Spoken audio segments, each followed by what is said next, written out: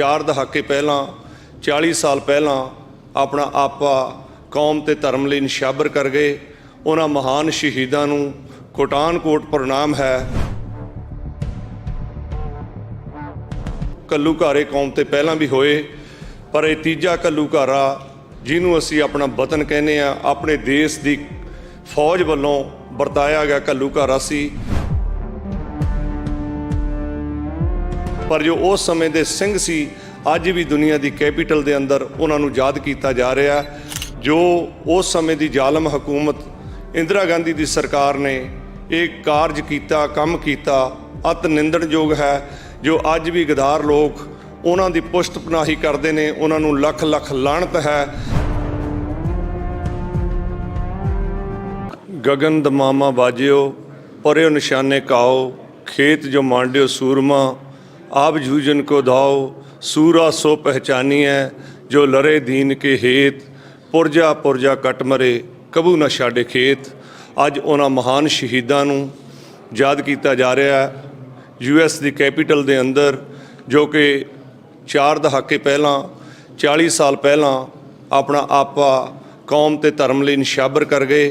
उन्हां महान शहीदां नूं कोटान-कोट प्रणाम है।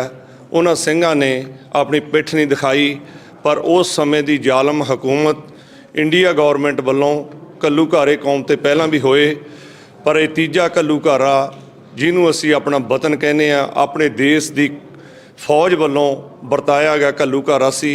ये बड़ा दुखांत, जिथे गुरु अर्जन साहब जी का प्रकाश शहीदी पुरब मनाया जा रहा सी, उस दिन नूं उन्होंने चुनिया। कल्ला दरबार साहब नहीं तो 37 होर गुरुद्वारियां दे अंदर जो श्रद्धालु गुरु दे सिख बच्चे बीबियां, जिन्हां नूं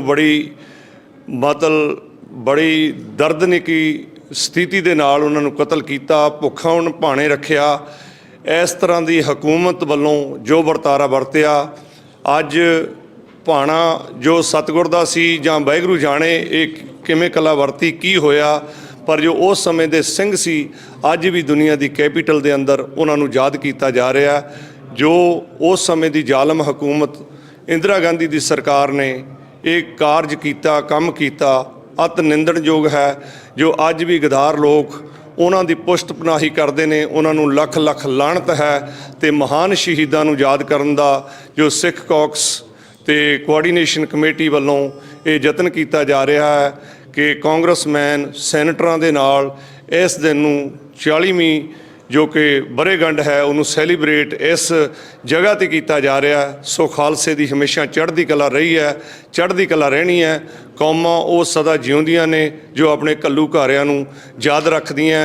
उस समय की हुकूमत ने जरूर ये सोचा सी कि एडा वड्डा घੱਲੂਘਾਰਾ वरता दिए, कौम है जिहड़ी दब जाएगी। पर कौमां घੱਲੂਘਾਰਿਆਂ नूं बरतन नाल नहीं, घੱਲੂਘਾਰਿਆਂ नूं याद रखण नाल हमेशा जिउंदियां रहिंदियां ने।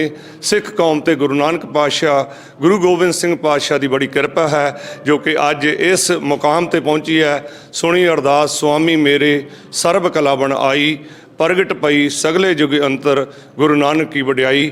सो इत्थे जो जो पहुँचे, जिन्हां ने कारज भाई साहब होना, भाई हरजिंदर सिंह होरी, डॉक्टर प्रितपाल सिंह जे होर जिन्ने भी साथियां ने ये जो यतन किए ने, तुसी मीडिया वाले पहुँचे हो, पंजाबी रेडियो USA, जस पंजाबी ते होर जिहड़े भी पहुँचे ने, सबना दा धन्नवाद। किसी भी भुल चुक दी खेमा, नानक नाम चढ़दी कला तेरे भाणे, सरबत दा भला।